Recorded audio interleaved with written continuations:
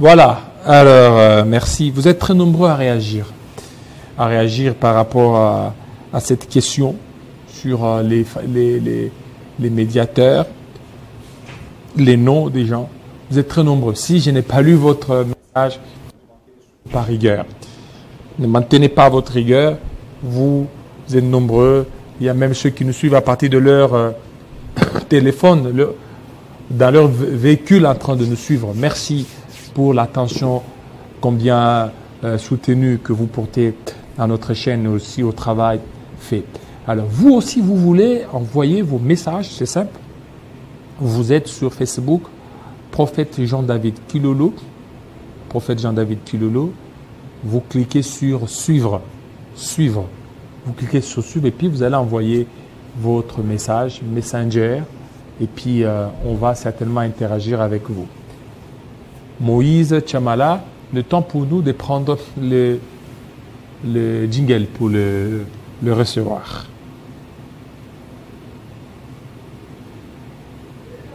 Encore.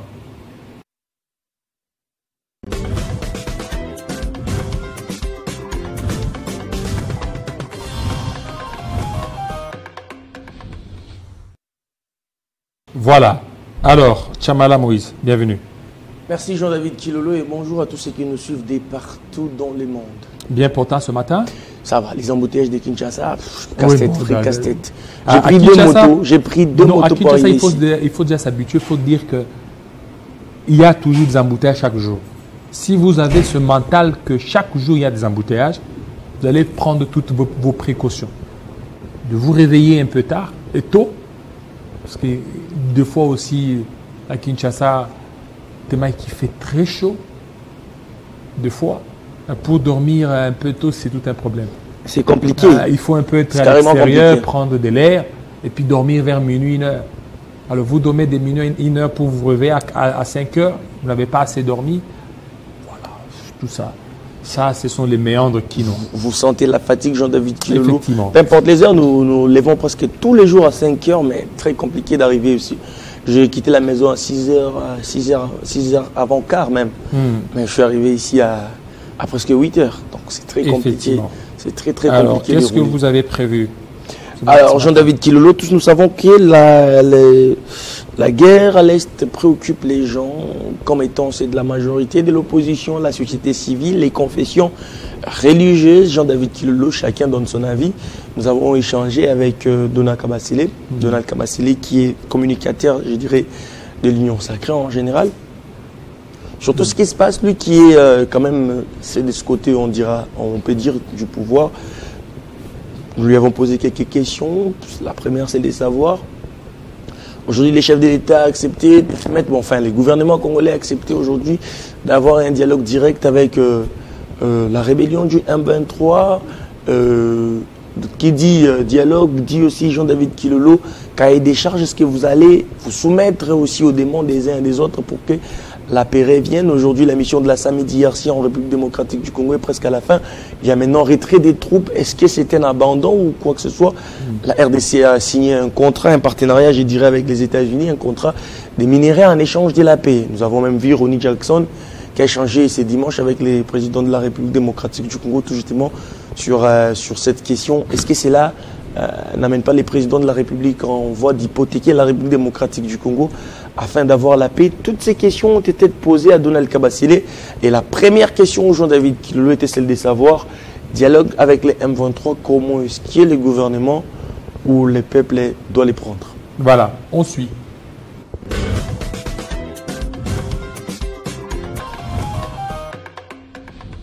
C'est d'abord grossier de dire que le gouvernement congolais a accepté de dialoguer avec le M23. Non, pas du tout. Mais c'est comme vous le dites, il y a une proposition, on va dire, du gouvernement angolais. Et vous êtes sans ignorer que c'est l'Angola qui fait la médiation. Il a été décidé dans la résolution 2773 de l'ONU. D'abord, d'un cessez-le-feu immédiat, il y a eu le retrait du M23 et de ses alliés. Et il a été aussi conclu la fusion de deux processus, le processus de Luanda et celui de Nairobi. Le processus de Nairobi n'avait qu'un seul objectif, c'était recevoir les groupes armés, les démobiliser et les réintégrer, on va dire, dans la communauté. Alors, comme les M23 avaient des ambitions beaucoup plus expressives et c'est considéré comme le patron de tous les groupes rebelles, ils ont saisi non seulement le médiateur, mais beaucoup aussi des structures sous-régionales et même la communauté internationale pour dire qu'ils avaient eux besoin justement d'être en face du gouvernement congolais, de parler avec des représentants du gouvernement congolais pour leur faire savoir leurs revendications. C'est à ce titre-là que le président angolais, João Lourenço, a proposé au président de la République cette volonté exprimée du M23, parce qu'il suffit de lire les communiqués de M. Nanga avec ses troupes, vous allez vous rendre compte que chaque jour, ils ont besoin de négocier. Dans une vidéo d'ailleurs qui est devenue virale, vous avez pu entendre M. Nanga dire Tshisekedi attend encore combien de morts pour négocier. Ça veut dire, dans leur plan, ils ont toujours besoin de négocier, ils ont toujours besoin de parler avec le gouvernement de la République pour faire entendre ce qu'ils pensent. Alors, dans le respect du droit international, des relations entre États, le président de la République ne pouvait pas dire non.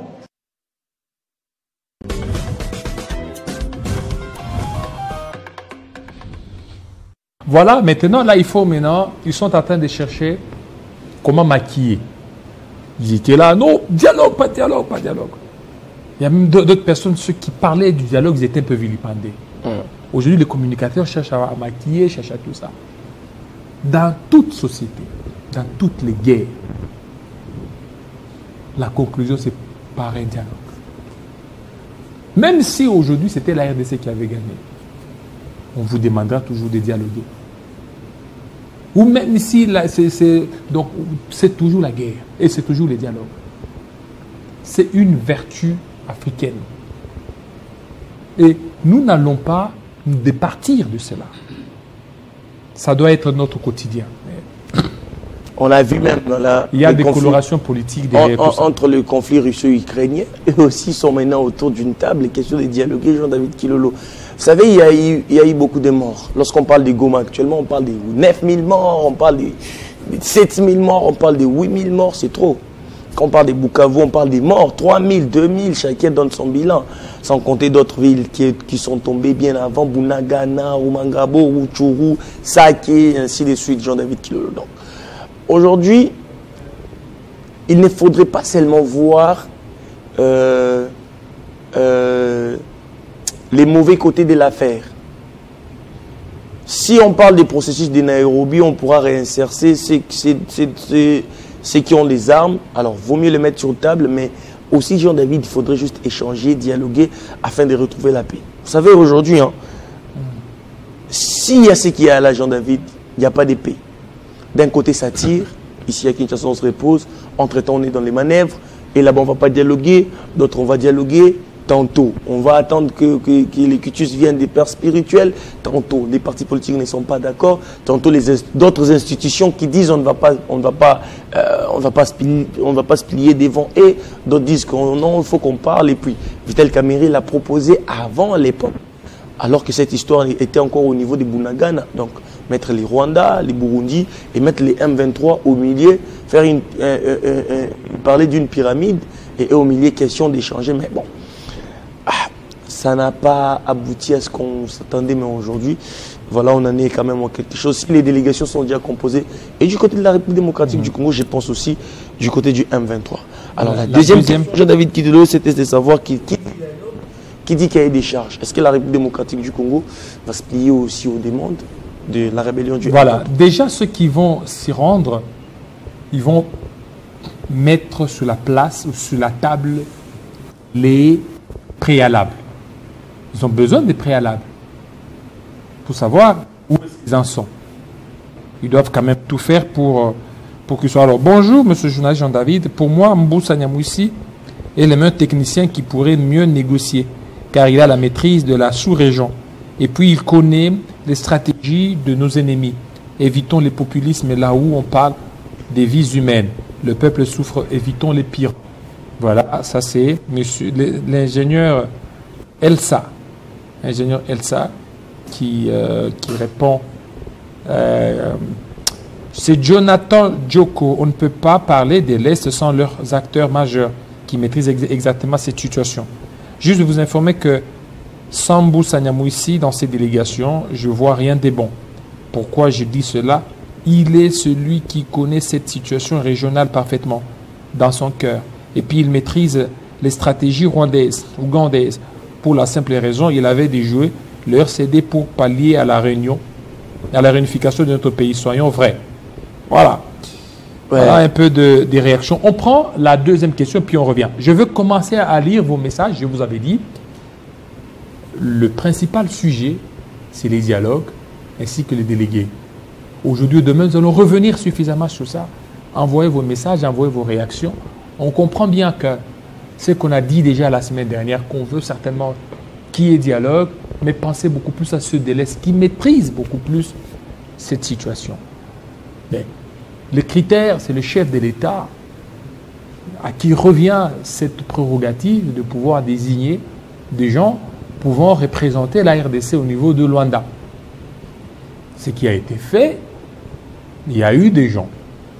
Jean-Pierre Bemba, Cachemire Ebérard Kolongele, il y a les hauts gradés de l'armée, il y a les représentants de la diplomatie. On parlerait aussi de Bochab et professeur Mbata. On ne sait pas, mais nous en saurons un peu plus. Mais déjà, aujourd'hui, ils seront à Luanda. Ils vont présenter leur préalable afin qu'on voit un peu les choses, comment elles vont évoluer. On prend la deuxième question.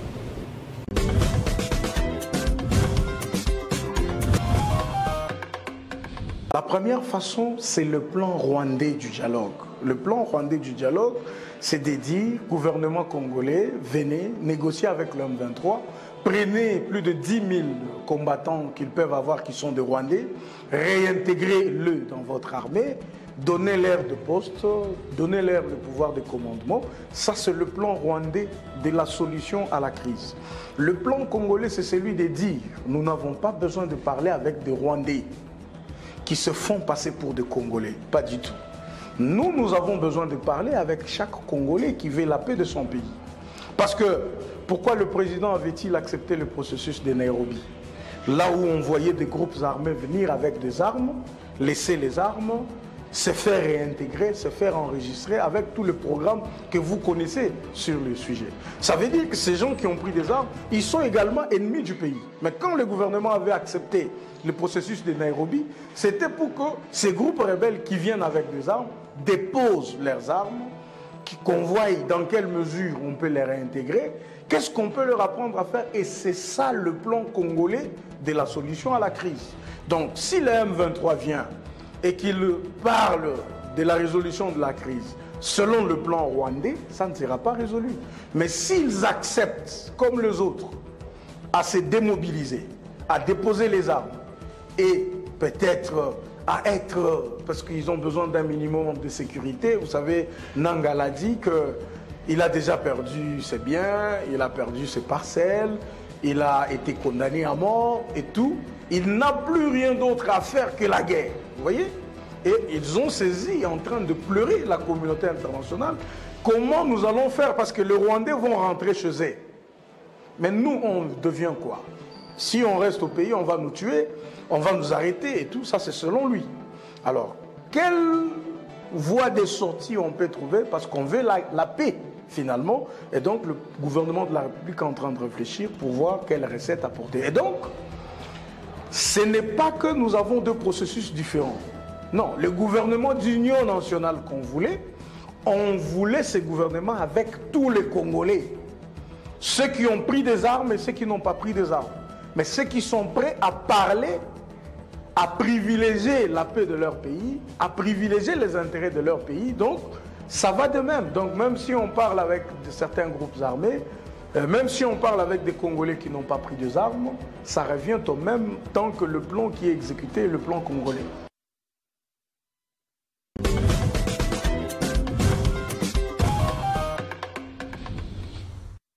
Voilà, merci beaucoup. aussi à notre ancien stagiaire. Lui s'appelle Winner Tetani. Winner Tetani. Bonjour, M. Jean-David, belle émission. C'est ton élève Winner Tetani depuis Dar es Salaam, en Tanzanie. Merci beaucoup. Vous travaillez, vous êtes là au niveau des Tanzanie. Bon vent à vous et surtout des bonnes choses. Alors, qu'est-ce qu'on a comme troisième question? Vous avez entendu Jean-David Kilolo.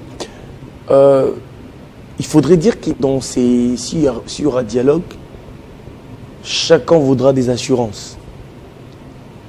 Les respects aussi, Jean-David Kilolo, peut-être des textes, parce que la République démocratique du Congo, dès le départ, quand l'Angola a rendu cela public, les gouvernements congolais l'ont entendu à travers Patrick Muyaya dire que les gouvernements vont négocier, mais selon, en brandissant la résolution 2773.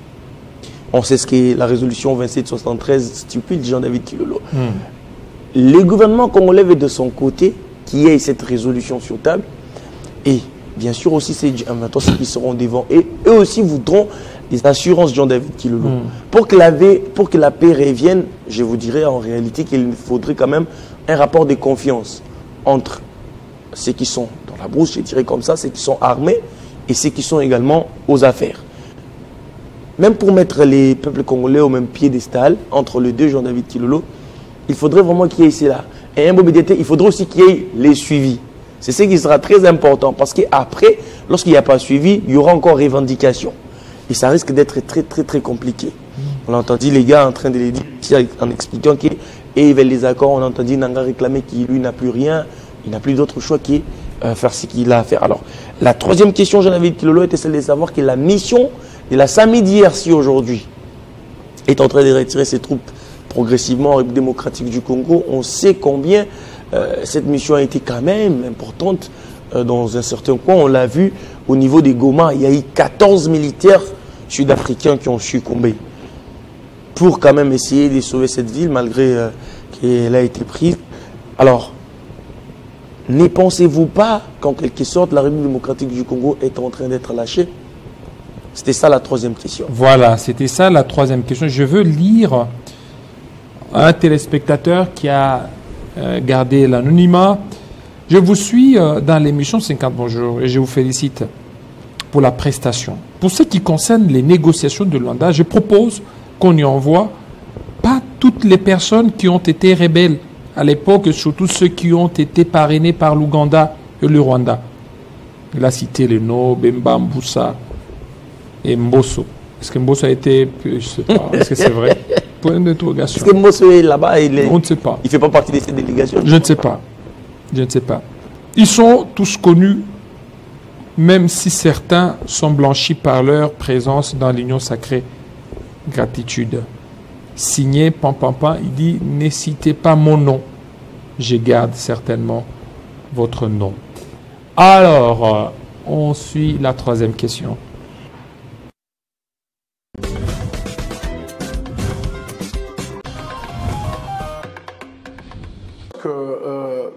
Délaissé, j'allais dire, parce que d'abord, le mandat de la SADC n'était pas de venir rester indéfiniment sur le territoire congolais. C'est un mandat qui a un certain nombre de dispositions, voyez-vous. Donc, on devrait venir aider, supporter tout ça. Voilà, et nous avons des alliances, pas seulement avec la SADC, mais avec certains États amis qui nous fournissent en hommes et même en matériel, vous voyez. Donc, c'est normal, bien que cela frise une sorte de complicité, parce qu'on ne peut pas comprendre, pendant ces temps où la guerre continue de refaire surface, que vous ayez un allié sous-régional qui décide de retirer ses troupes. C'est vrai que ça nous amène à nous interroger, mais ça ne nous déstabilise pas du tout. Et moi, je pense que les organisateurs de ces organisations sous-régionales doivent tenir compte du fait que nous avons vu certains États africains quitter certaines organisations sous-régionales à cause de cette sorte de complicité, de traîtrise qu'on va en plein chemin, qu'on voit en plein chemin. Un pays en difficulté, quand vous l'abandonnez, donc vous comprenez qu'on fait le jeu de l'ennemi. Mais cela ne nous déstabilise pas, parce que non seulement que nous avons des voyants militaires qui se battent, nous avons également d'autres partenaires qui sont là pour nous accompagner sur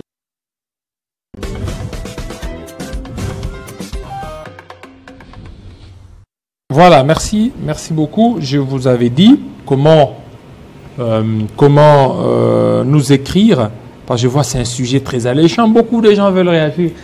Je reçois beaucoup de messages sur WhatsApp, sur Facebook, sur Messenger, c'est beaucoup.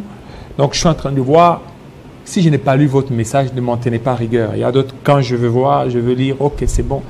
Hein? Je sais que vous aimez beaucoup plus votre pays et vous aimez la RDC. C'est simple. Prophète Jean-David Kilolo. Vous cliquez sur le bouton suivre et puis vous allez dans Messenger, vous envoyez vos messages.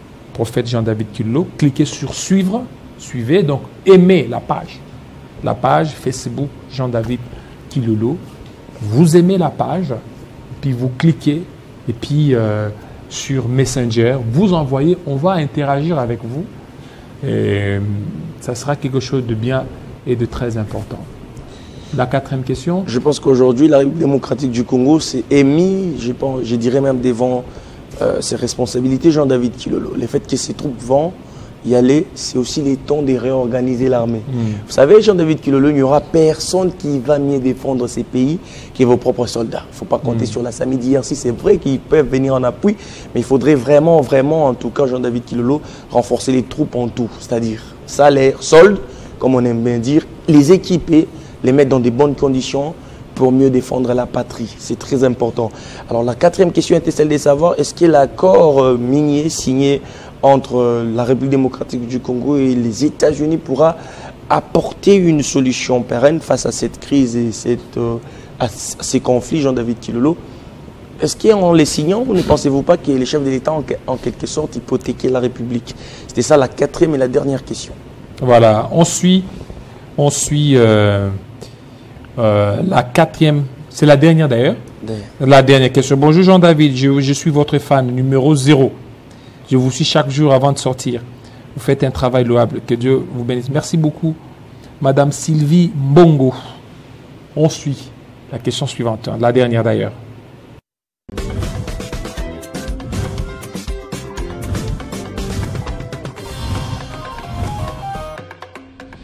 Ça fait 30 ans que ces minerais sont pillés chaque jour et ça fait 30 ans que nos compatriotes meurent à l'Est. Ça veut dire qu'en d'autres mots, nous n'avons jamais eu un seul contrôle de ces minerais.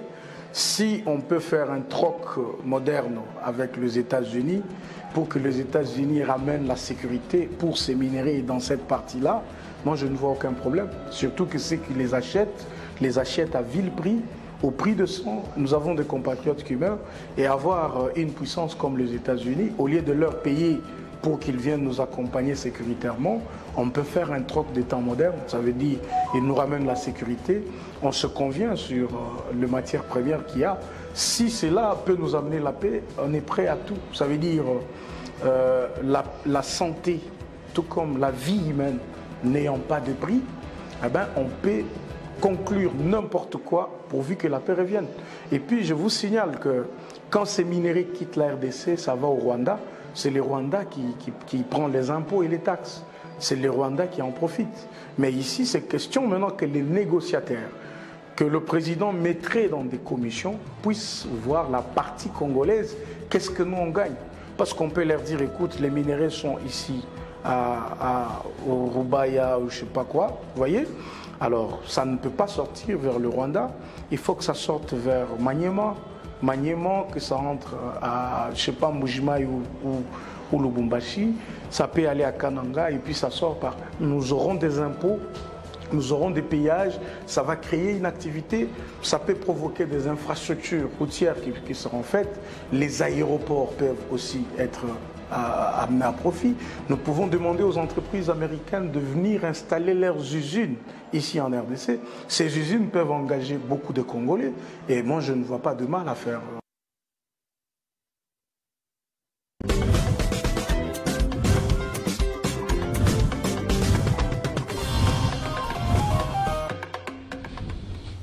Merci beaucoup, DG Rodrigue Kamunga, depuis Kinshasa.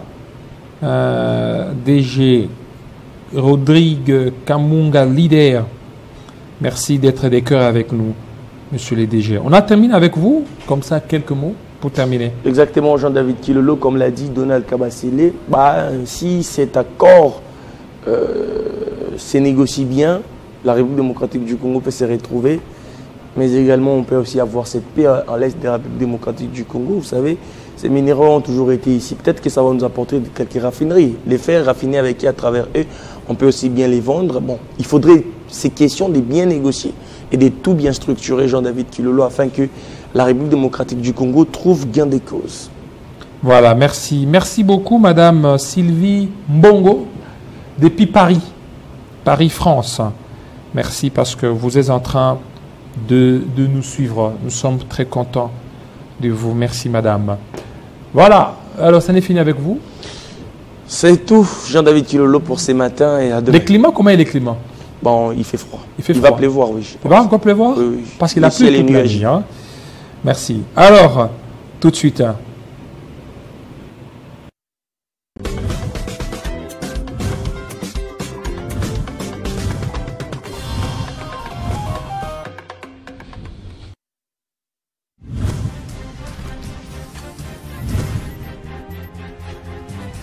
Je pense que ces rocades vont permettre le désenclavement de la circulation autour de Kinshasa. C'est une façon de montrer qu'à Kinshasa, il n'y a pas suffisamment de routes. Et l'IGF, avec Alingué Téjul, inspecteur chef des services, a pu, avec le gouvernement congolais, renégocier avec les Chinois, le partenariat que nous avons avec les Chinois. Le retombé de ces négociations ont donné des moyens suffisants pour pouvoir faire des routes d'abord. L'avantage est que le financement de ceci est déjà garanti, c'est-à-dire que